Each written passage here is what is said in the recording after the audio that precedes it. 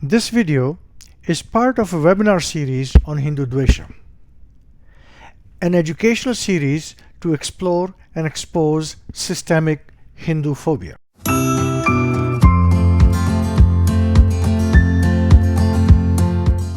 Hindudvesha is like systemic racism, is an ambient, all-encompassing discourse that denigrates and delegitimizes Hinduism and the Hindu people, even as it relentlessly problematizes, dehumanizes, and demonizes them. Its accusatory rhetoric treats Hindus as objects or patients to be examined and diagnosed. It presupposes and concludes that something about the Hindus and Hinduism is irredeemably bad and wrong, evil, and demonic. Now, the colonial roots of Hindudvesha. If you look at what happened, and honestly, Hinduism has been through three phases of colonialism. The first phase is the Islamic colonialism, which is very, very rampant for a long time in India. And then came the British colonialism. And after independence, we could safely say we've been through a secular colonialism as well. So what happened? Well, there was a colonizer and the colonized. The British clearly were the colonizer and India was colonized. If to look at it in terms of the Marxist dyad, it was the exploiter and the exploited. Clearly the British were the exploiters and the Indians were exploited. How were they exploited? Well, the British extracted some $45 trillion in current day valuation over a 200-year period from India. But how did it generate Hindudvesha? Well, two things happened. If you look at the Islamic, they simply destroyed a lot of things. Islam destroyed the universities, colleges, monasteries, temples, centers of learning. And the British, they built up by constructing, through creating universities, colleges, schools, and of course they created a whole history and a narrative about the Hindus. So one was, destroying through destruction. The other was destroying through construction. Either way, they result in a kind of Hindudvesha. Now, we're going to zero in on one figure today. There's a gentleman by the name James Mill.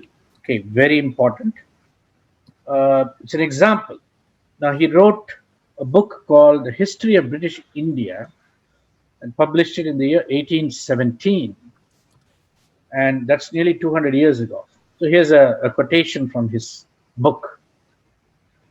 Whenever indeed we seek to ascertain the definite and precise ideas of the Hindus in religion, the subject eludes our grasp. All is loose, vague, wavering, obscure, and inconsistent. In their wild fictions seem rather the playful whimsies of monkeys in human shape than the serious asseverations of a being who dignifies himself with the name of rational. Okay, it's one quotation. Here's another one. The offspring of a wild and ungoverned imagination, they mark the state of a rude and credulous people. This people indeed are perfectly destitute of historical records. Here's another one. No people, how rude and ignorant soever, who have been so far advanced as to leave us memorials of their thoughts in writing, have ever drawn a more gross and disgusting picture of the universe than what is presented in the writings of the Hindus. And there's one more. So here, this is not a quotation per se, but I just collected some adjectives that he uses in his book to describe the Hindus. So Hindus are, according to James Mill, all of these things: imperfect, barbaric, savage, wild, vague, wavering, obscure, rude, primitive, regressive, frivolous, wretched, imbecile, mean, absurd, base, gross, monstrous, superstitious, stupid, degraded, hierarchical. So, they may seem like a lot of adjectives, but trust me when I say every single one of them can be found in this book, The History of British India, published in 1817.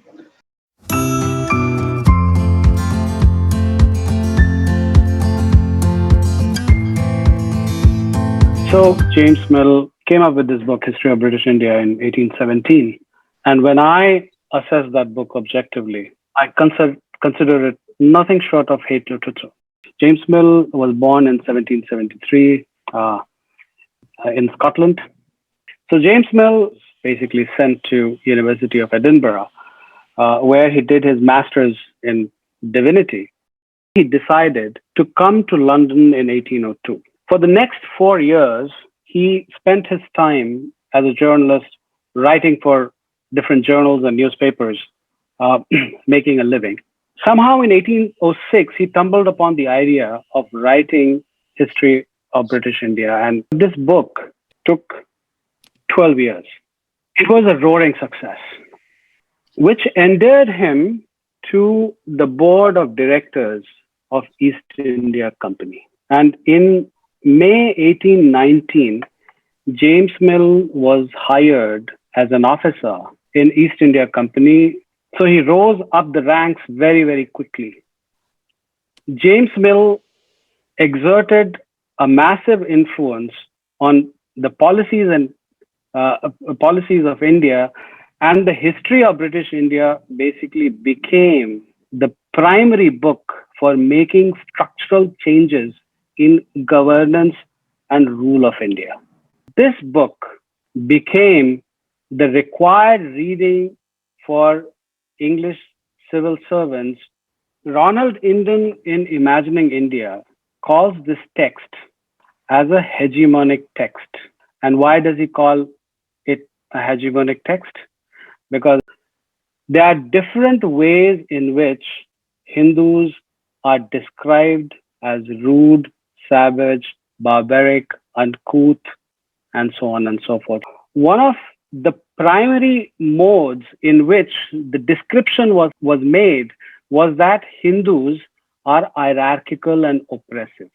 And Hindus have been hierarchical and oppressive right from the very beginning. He gives significant space to describing Hindus as women oppressors. Because of the position that James Mill acquired in East India Company, he was able to induce organizational and structural changes in India, which deformed the Indian social system in a very, very big way. His research was picked up by Hegel. Hegel influenced Marx. So the writings and contentions of James Mill traveled through Hegel to Marx. So this entire left narrative, which is operational in academia at this point in time, basically regurgitates what James Mill wrote 200 years ago. And that is the reason when you look at the textbooks for children in the United States, you will see that the entire narrative on Hinduism revolves around this particular equation. Hinduism equals caste system, equals hierarchy, equals oppression.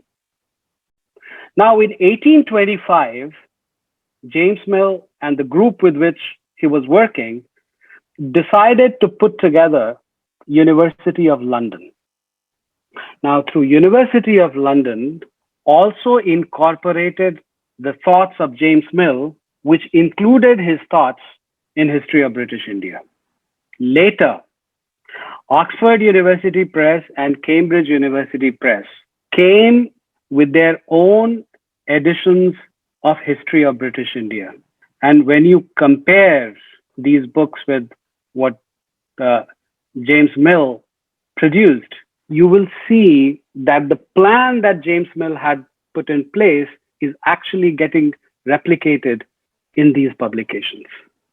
1850s onwards, institutions and universities began to get established in India. And History of British India and other publications from Oxford University Press and Cambridge University Press began to find traction in the curriculum which was meant for Indians.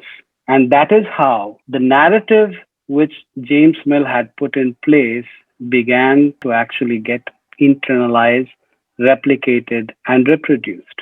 In fact, Kalyan Vishwanathan has done some research. He analyzed Jawaharlal Nehru's Discovery of India. And there are many passages in Discovery of India which are exact replications of what you find in History of British India.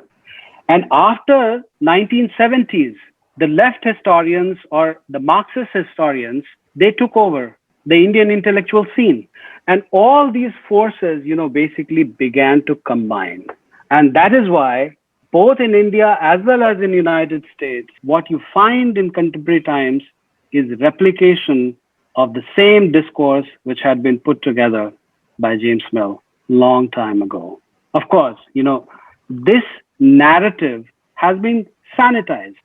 It has been made politically correct. But all the characteristics that were used to define Hindus as savages and barbarians, they remain in place. And that is why, children growing up in this country get badly affected by the discourse which gets introduced to them from sixth grade onwards. And what does this narrative do to them? It produces inferiority complex, it produces shame, and it produces guilt. And that is why it becomes extremely important that we critically examine this text and enumerate the various ways in which the replication of this discourse continues in contemporary times.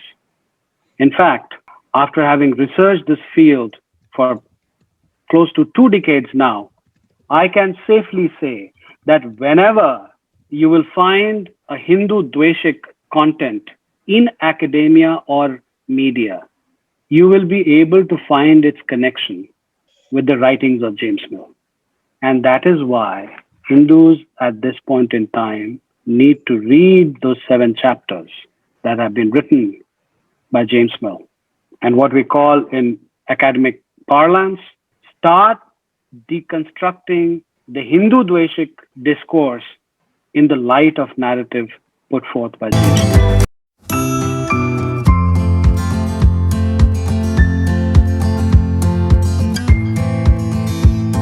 I'm here to just present, our thoughts on the psychological impact of Hindudvesha and in the context of the post-colonial experience that we have had. I'd like to start with this quote that I have just put up on the screen. Ames Azair is a francophone scholar of Caribbean descent. He makes a very telling remark in his book, Discourse on Colonialism. He says, it's a prelude to disaster and a forerunner of catastrophe. That's basically what happened to India, Indians, and Hindus. It's kind of reflected in our state of mind. And I want to explore that in the context of Hindudvesha. See, a colonized mind, it's a conditioned mind, it's caught in a vicious cycle, it suffers from inferiority complex. It carries a very, very low self-esteem. And most importantly, it lives on borrowed cosmology. I'm going to give you some examples, run through some points here. We have developed self-hatred and self-doubt and ignorance of our own religious and traditions. It kind of impacts us pretty much on a daily, day-to-day basis. We don't realize it. We are extremely defensive about our own traditions, especially when it comes to caste or women's rights. When those two are brought into the discourse, we actually become very defensive here in the US. See, Kamala Harris became a VP only today, when women in position of power is not new to India, Hindus or Indians, but we don't seem to be articulating that point very well, actually. That's one. Second one is we look for validation from the West always.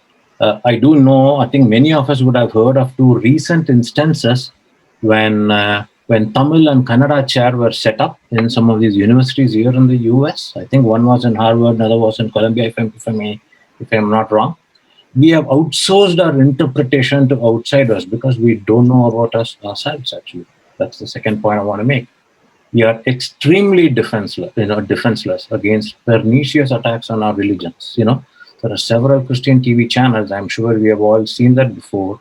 They have their ulterior motives. They were at the forefront of distorting demonizing and denigrating our Hindu culture. We have remained silent for way too long, actually, because we don't know what to respond, and how to respond. Another interesting one is, many of us would have seen, I have actually seen, I have this experience. Many Indians, when they come over to the US, they develop fake accents. In fact, they have more accent than grammar.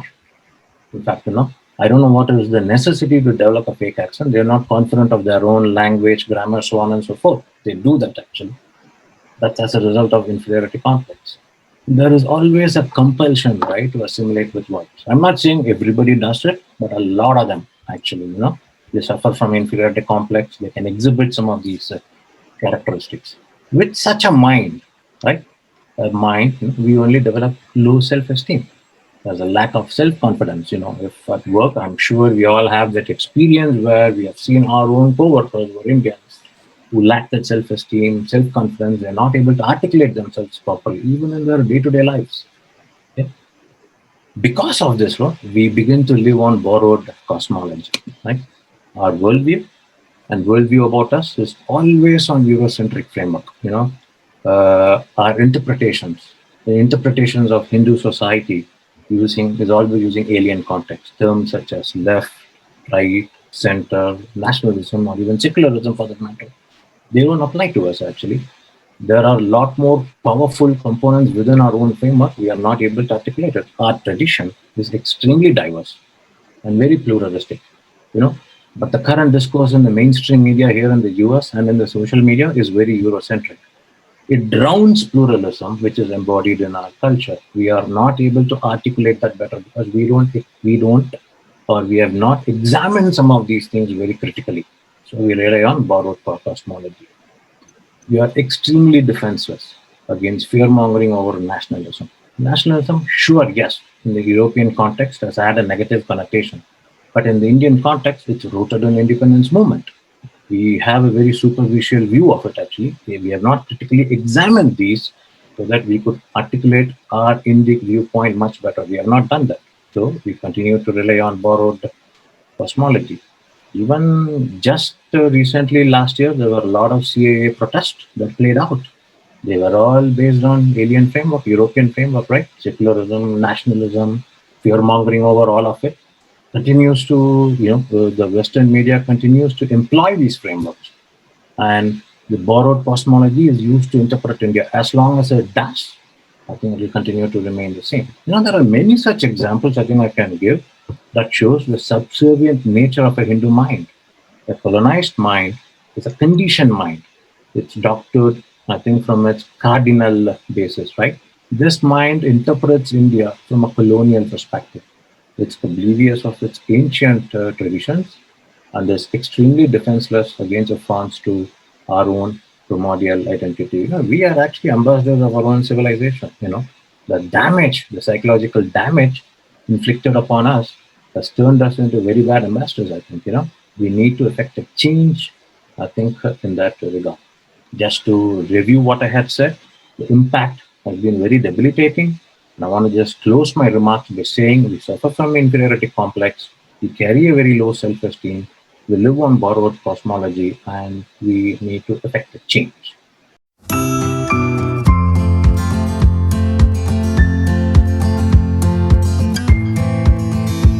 I've experienced Hindudvesha in different forms. My experiences of it growing up have been different from what I've experienced as an adult. Today, I'd like to share 3 of those experiences that I've had as an adult. So situation 1, where I experienced Hindu hate, occurred with someone I had considered a friend. Prior to this incident, she and I had had a lot of great conversations, one of which centered around our mutual love for singing. She at one point during our conversations even mentioned saying that she was a born-again Christian, which I did not have any issue with because I thought she was simply providing her background. And in the same vein, I had mentioned to her that I'm an American Hindu. However, her dvesha was made very clear to me the day that she told me that it was her duty as a friend to convert me.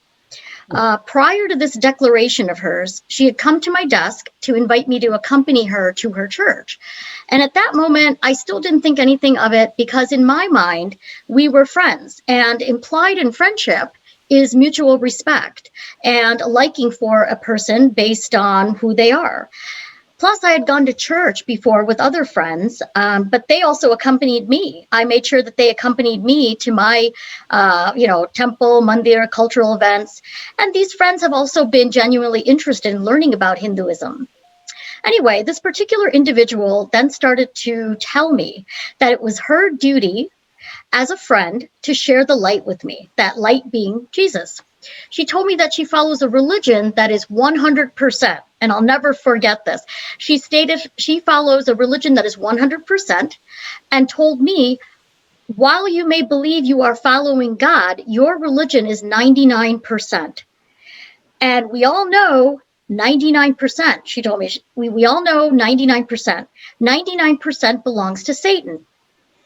Now, I was stunned. I felt shock at first because, it was a comment that came out of the blue, and we had never talked about this before, and she never had struck me as a harsh or judgmental person. But of course, what she said to me, I felt very judged. I also felt anger at the proselytization efforts. And then during that exchange, I immediately realized I was dealing with a very ignorant and religiously arrogant person. So I ended the quote friendship. The second situation I experienced Hindudvesha at work was in the university setting.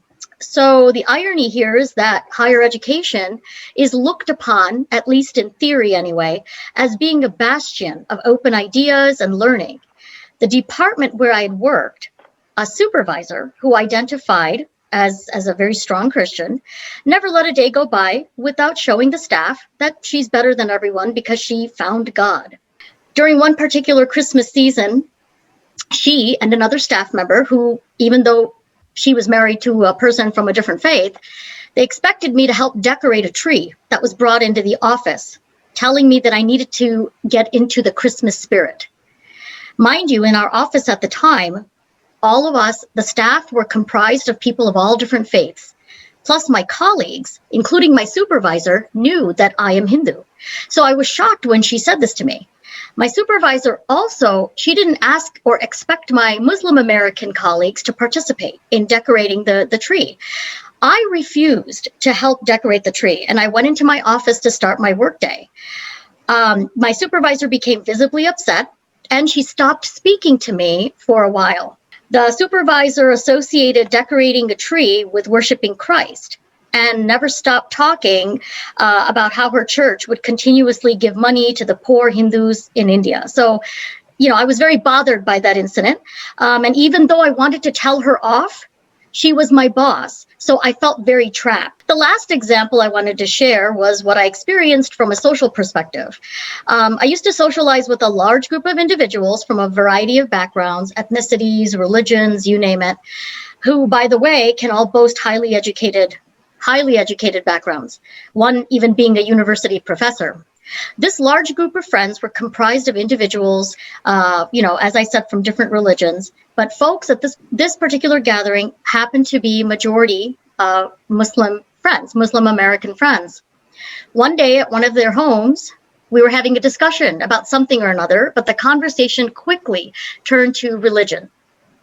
So my so-called friends started questioning me about my Hindu beliefs based on what they thought Hinduism is about. So there was already a built-in condescension in their questioning. They kept asking me while laughing, so why do you all worship cows? What is the point of having a red dot? What good does that do? And they kept saying, you're a heathen. They were not interested in hearing my responses to their questions. I definitely stood my ground as I was getting over the shock of being verbally attacked. Of course, I responded back because I always saw myself as coming from a place of being equals with who I thought were friends. So I was very shocked. And I did say, I'm paraphrasing, I do remember saying, guys, this won't be an intelligent conversation because you are all operating from a place of ignorance. I can name off basic tenets and historical information about your faith But from the way all of you are speaking to me, you have no idea what you're talking about.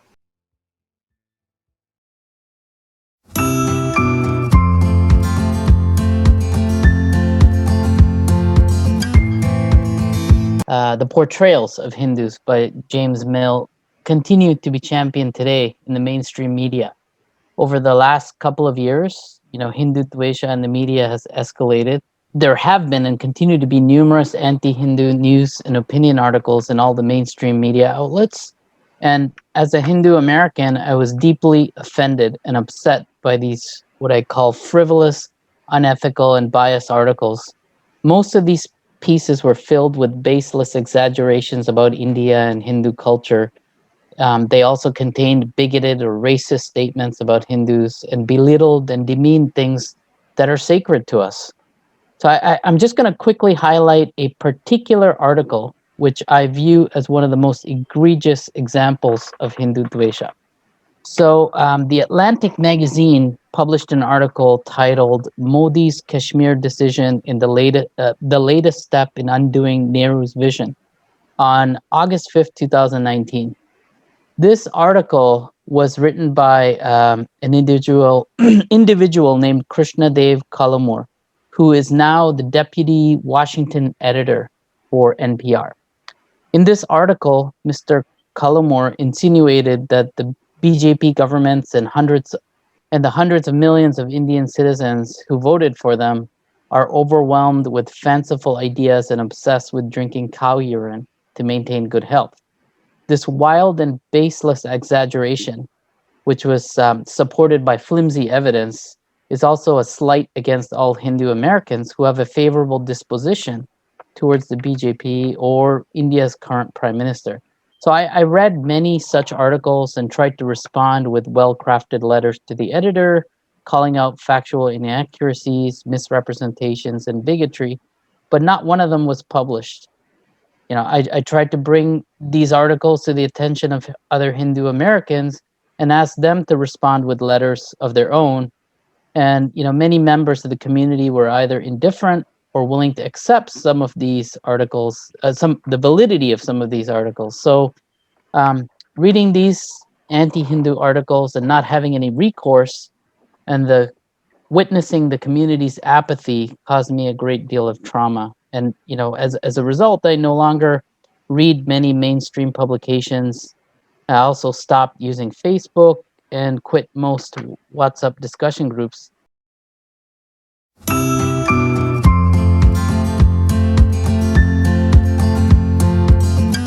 So growing up in America, disrespect of foreign civilizations is baked into the education system at all levels. Starting in elementary school, I was taught a history built on white supremacism. We learned all about Columbus sailing west across the Atlantic in 3 tiny ships to trade with Indians, but we got pablum on how the Christian, Catholic, capitalist, settler colonizers used manifest destiny to expand their dominion while the Indian was eradicated from their new world. But in elementary school, we're taught Indians helped the pilgrims at Thanksgiving. In reality, it was 300 years of near genocide against the indigenous people of this land, the American Indians. The public education system facilitates the erasure of real history and the conflation of the Hindu and Indian identities. We weren't even given a hint of the hundreds of millions of Hindus who were murdered, captured, enslaved in order to create the Mughal Empire, right? We don't even learn about that at all. In middle school, it is not just the biased history, but the accumulating microaggressions in popular culture where we only had Apu at the 7-Eleven with a hard accent to the continued bullying of Hindu youth to this day. We're only scratching the surface. We're going from Columbus sailed the ocean blue in 1492 to Columbus sold 9-year-old Indian girls into sexual slavery. It is written in his own words, in his journals. And Mahmud of Ghazni is very much like Christopher Columbus in that he documented his barbarity against Hindus in his own words, in his own journals. Yet they try to portray us as the patriarchal beasts. The colonial roots of Hindudvesha goes deep in the education system. In high school, the first advanced placement course I took was European history. It is no accident or lie that winners write the history, but they also project their narrative. I didn't get a real understanding of Bharat or Hindu history until recently, thanks to independent reading and because of the Hindu University of America. And in academic spaces, we are ridiculed for using Bharat, while the Caliphate, the Mughal Empire, Zion, Mecca, Aslan, Khalistan, Zhongguo, other civilizations celebrate and are allowed to celebrate, encouraged to celebrate the names they give their aspirational selves and societies.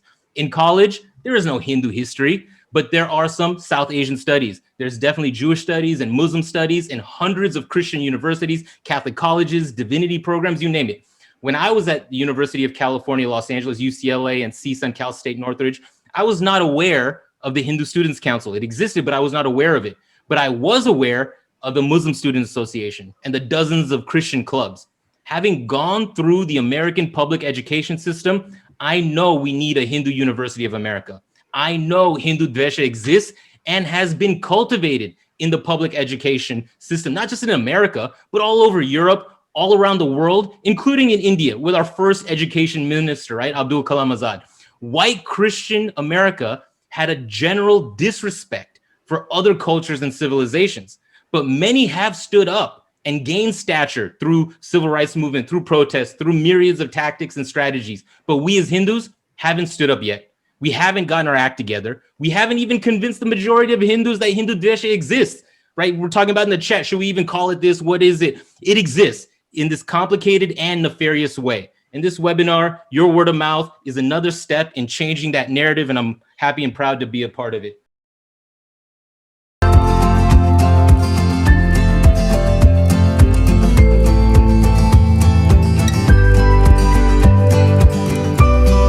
Sharing an experience that I had as a teacher in a New York City high school. My student, this student was mixed of, I suspect, a Hindu background, definitely Indian and African. And she says to me, I don't like you because you are a Hindu. My mom says you Hindus are devil worshippers. So my response was, I'm sorry you feel that way. I think we should speak with the guidance counselor on this. Now I put my little emoji there. I was not angry because I'm the adult in this situation.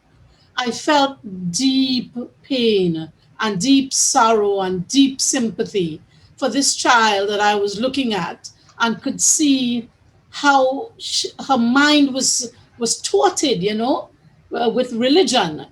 She'd come from a Pentecostal background. And I had the dad come in, and the dad was so embarrassed. He's like, I never taught you this. The mom and the dad had split. So I never taught you this. And here was the child, you know, with a different kind of mindset. And we all come from the Caribbean, mind you. And then this other kid of mine, he is mixed. He was like Rastafari, and I suspect his mom was Christian. He says to him, Miss, are you a coolie? And I was like, yes. You remember what that means in Trinidad, right? Now, the word coolie in Trinidad is a derogatory term, as you would say the N-word in America. For us, it's a deeply problematic term, but over the years, just like an in-group would use the N-word for themselves, I learned that when I came teaching and the kids would use the N-word, and I was like, no, you can't say that. Miss, we can say that to ourselves. Other people can't say that to us. You know, and in Trinidad, it was the same thing, because we can use this word, and we even use it now in Trinidad, really. Both we can use. If we are of the in-group, then you don't feel any kind of, that negative feeling. So this kind of showed me here I was the adult. And these were kids who could so openly demonstrate a level of dvesha of their teacher's identity. You know, that was very troubling. But like I said, I did not feel anger because I was a teacher. But I have been subject to this in the adult world. And I've dealt with it, as I've told my colleagues here at Hindu University of America. I've learned to be a bully over the years that if you bully me, I bully you right back. And I've stood my ground.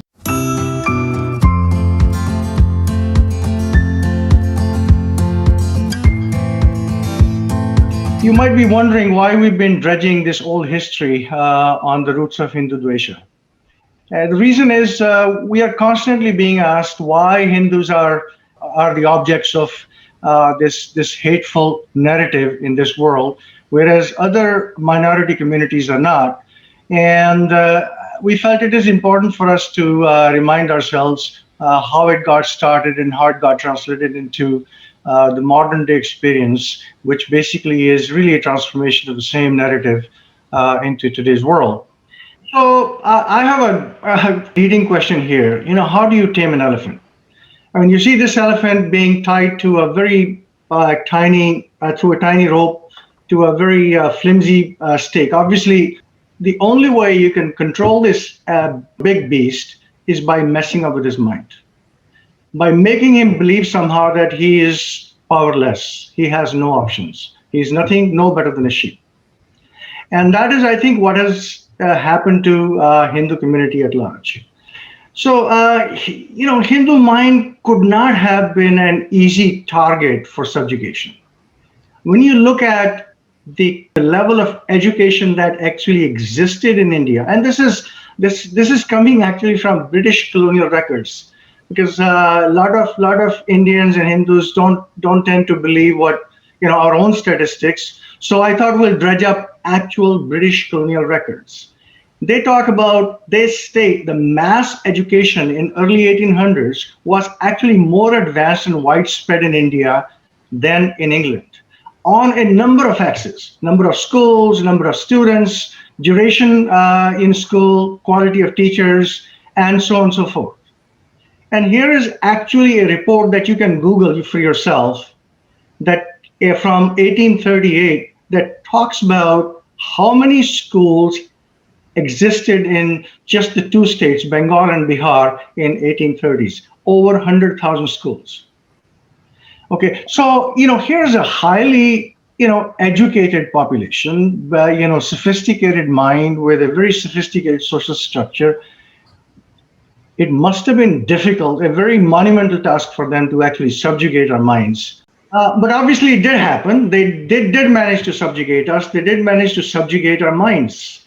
This circular attack that kept on year after year after year with the full force of colonial government behind it did manage to accomplish its objective, which was the pervasive colonization of our minds. And the impact on Hindu society is nothing but inferiority complex, alienation from our traditions, whether it's in terms of food habits, whether it's in dress, whether it's how we speak to each other, social norms. It affected all that. And of course, we became fascinated with colonizers' lifestyle and values. We want to adopt them. We want to shed ours. And then emergence of the special class of people who were actually colonized, but they acted like colonizers. They call themselves, I guess many of us are part of that, modern, liberal, secular, global citizen, Hindus in name only, or spiritual but not religious, and so on and so forth. Now, this colonial narrative continues to live beyond the colonial era into the modern day, as Professor Kundan Singh has pointed out, and that is the genesis of modern day attitudes towards Hindus or Hindudvesha.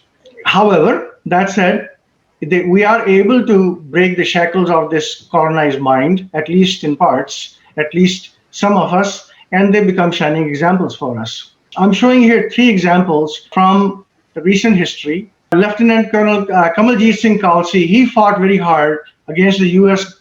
Army to let him serve in the U.S. Army while wearing his full Sikh gear, turban and full beard. He ultimately won, and he's currently proudly serving in the medical corps. Dr. Swati Mohan has been talked about in the chat room quite a bit. I kind of feel bad for her because her real accomplishment is actually landing the rover on Mars. But unfortunately, he's trending more for the fact that she is wearing a Hindu symbol in professional workspace, which is great as well. But let's also cheer her for the fact that she accomplished a major engineering feat. I came across Roma Gujarati. I held a conference in Boston in 2019. She was one of my panelists, and she gave a talk on her lifestyle choices. And she told the audience that she, very early on, she decided to wear bindi every day to school, in spite of getting a lot of bad looks from her friends and criticism. And now she's in Boston College of Law, and she continues to follow that. And I really like the quote, very pithy quote she made. She said, simply put, I look different because I am different, and why should I be ashamed of that? I think we can give 3 cheers to these shining examples, who are able to stand up, take a stand, and show their identity in professional workspaces. So, just sharing some personal thoughts on how we might be able to counter Hindudvesha. This, first of all, let me point out that no one has a silver bullet. This is not something that we can make a list of, make a playbook or a list of 10 things we could do and make it disappear. The other thing is, last time we actually got a question from someone saying, yes, we know Hindudvesha exists, so what is being done about it? Now that really, got my back up because, it is not something that you can outsource to someone else. The fight has to be personal. Everyone has to be a foot soldier in this fight. Okay, so that's one thing. We have to ditch once and for all the idea that this is someone else's fight.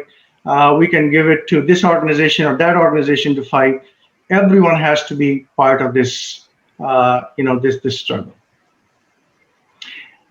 The other thing is you really can't fight. I can tell you, go write to go write letters to editors of newspapers, do this and that.